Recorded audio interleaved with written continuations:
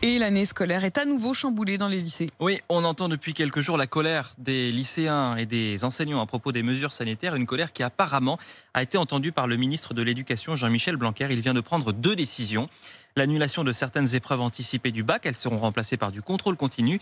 Et la possibilité de couper les classes en 2 pour que les élèves soient moins nombreux. Écoutez déjà les réactions dans les lycées avec Thomas Chupin.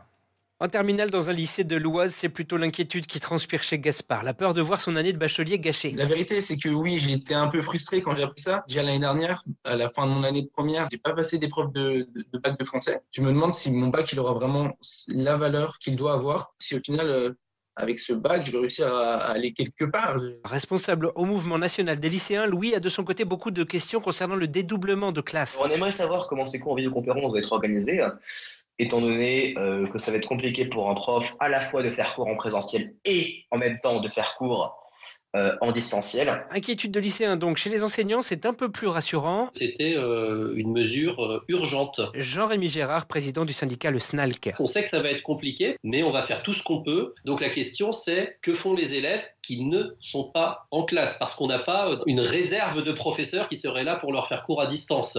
Donc nous, on demande qu'il puisse y avoir de l'embauche. Et pour l'ensemble des syndicats d'enseignants, la prochaine étape serait d'établir ce genre de protocole pour le collège, voire pour le primaire.